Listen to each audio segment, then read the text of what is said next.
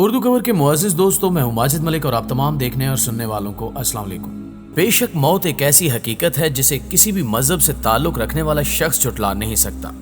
اور یہ موت ہی ہے جو نہ تو کسی امیر سے اجازت طلب کرتی ہے اور نہ ہی کسی غریب پر ترس کھاتی ہے، بلکہ جب اللہ کا حکم ہوتا ہے تو یہ موت بڑے سے بڑے محل میں بھی بغیر اجازت داخل ہو جاتی ہے اور اپنے مطلوب کو حاصل کر کے اللہ کے حضور پیش کر دیتی ہے۔ مختلف مذاہب میں موت کے بعد کے حالات پر اپنے اپنے نظریات پائے جاتے ہیں، جن میں سے بعض مذاہب کے لوگوں کا خیال ہے کہ موت کے بعد انسان دوبارہ جنم لیتا ہے اور پھر نئے سرے سے اپنی زندگی کی ابتدا کرتا ہے،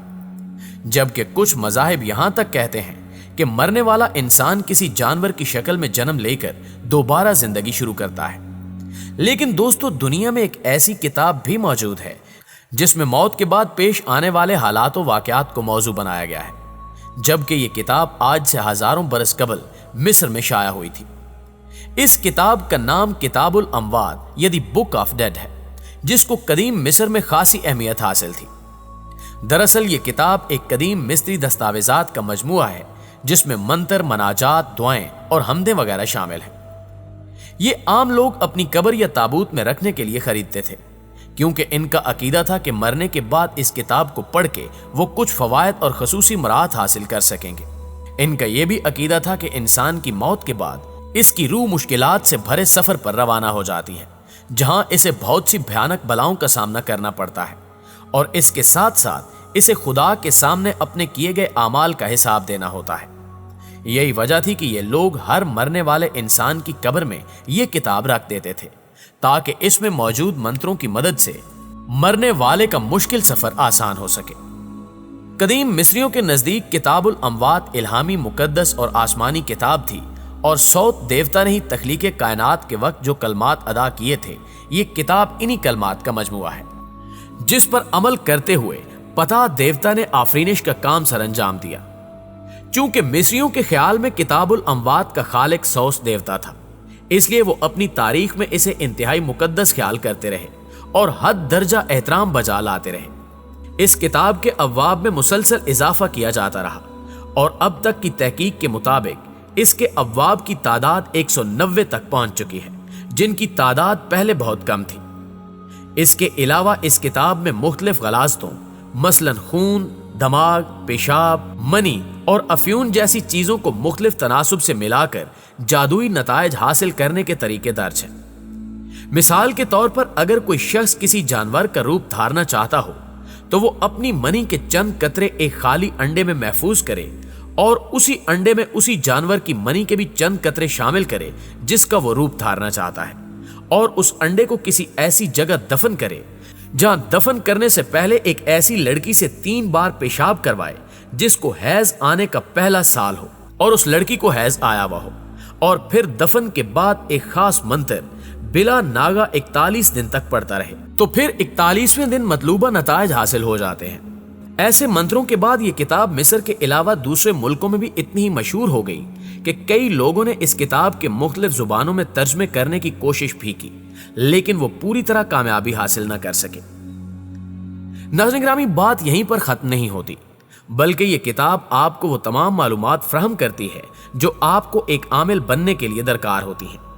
کیونکہ اس کتاب میں ایسے نسخے بھی موجود ہیں جن کے ذریعے ایک کامل عامل استاد کی شاگردی میں رہتے ہوئے مافوق الفطرت مخلوقات کو بلانا اور ان سے تعلقات بھی قائم کر سکتا ہے،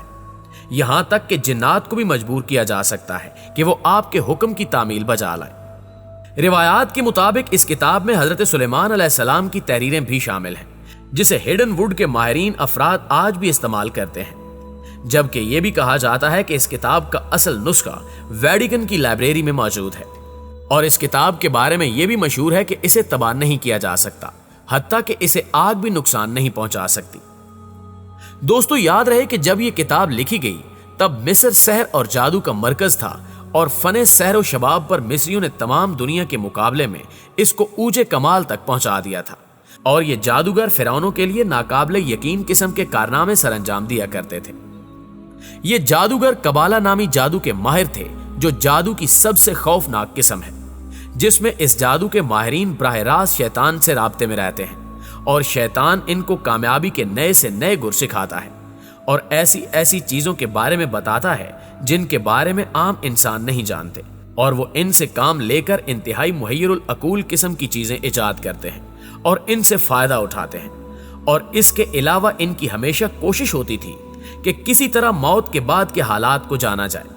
لہٰذا انہوں نے ہزاروں کوششوں کے بعد مختلف عملیات کی مدد سے یہ کتاب تخلیق کی، جس کو ہر مرنے والے کے ساتھ رکھ دیا جاتا تھا تاکہ وہ اپنی اگلی منزل آسانی سے طے کرے۔ جب موسیٰ علیہ السلام بنی اسرائیل کے ساتھ اپنے وطن فلسطین کی جانب واپس آئے تو یہ قوم پہلے جیسی نہیں رہی تھی۔ ان میں فرعونوں جیسی فرعونیت، سرکشی اور شیطانی صفات بھی شامل ہو چکی تھی۔ فلسطین میں واپس آنے کے بعد یہ لوگ جہاں دوسری بہت سی نافرمانیوں اور گناہوں میں غرق ہو گئے،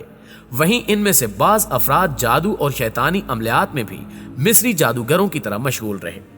جبکہ مخصوص عادات، اشارے اور علامتیں بھی اسی جادو کی رسومات میں بہت اہمیت رکھتی ہیں۔ ان لوگوں نے اس علم کو مصریوں سے بھی زیادہ ترقی دے دی تھی، اور وہ اس علم سے دشمنوں اور مخالفوں کو نقصان پہنچایا کرتے تھے۔ اور جب حضرت داؤد علیہ السلام کو اللہ تعالیٰ نے عظیم بادشاہت عطا فرمائی تو ان لوگوں نے قوم کو ورگلانا شروع کر دیا کہ حضرت سلیمان علیہ السلام کے پاس نعوذ باللہ جادو کی طاقت تھی، جس کی وجہ سے ان کو جنات پر حکمرانی حاصل ہوئی۔ لہٰذا حضرت سلیمان علیہ السلام کے بعد قبالہ جادو کو روحانیت کا درجہ دے دیا گیا، اور جادو کی کتابوں کو ہیکل سلیمانی میں مقدس کتابوں کا نام دے کر رکھا جانے لگا، جن میں دی بک آف ڈیڈ کو خاص اہمیت حاصل تھی۔ اور چونکہ اس کو سب سے معتبر اور قبر کی ساتھی کتاب سمجھا جاتا تھا، لہٰذا یہ کتاب سب سے اونچی جگہ پر براجمان ہوتی، جبکہ آج بھی مصر کے ایک فرقے کے لوگ اس بات پر یقین رکھتے ہیں کہ یہ کتاب ان کے مرنے کے بعد مددگار ثابت ہوگی، لہٰذا آج بھی کہیں نہ کہیں لوگوں کو اس کتاب کے ساتھ دفن کیا جاتا ہے۔ دوستو، اب اگر دین اسلام کی روشنی میں بعد از موت کے حالات جاننے کی کوشش کی جائے تو قرآن و حدیث کی روشنی میں ہر مسلمان کا یہ ایمان اور عقیدہ ہے کہ ایک دن ایسا ضرور آئے گا جب دنیا کا سارا نظام درہم برہم ہو جائے گا،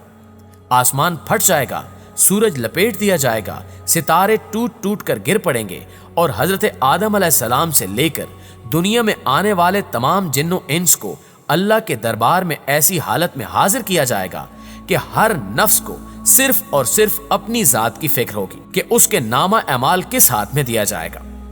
اس کے بعد انہیں دنیاوی زندگی کے اعمال کی جزا یا سزا دی جائے گی۔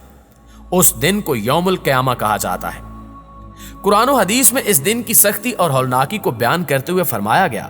کہ قیامت کا دن 50,000 سال کے برابر ہوگا۔ قرآن کریم میں تقریباً 70 جگہوں پر یوم القیامہ کا لفظ وارد ہوا ہے، اور یوم الآخر اور دار الآخر جیسے الفاظ کا ذکر قرآن کریم میں 20 مرتبہ ہے۔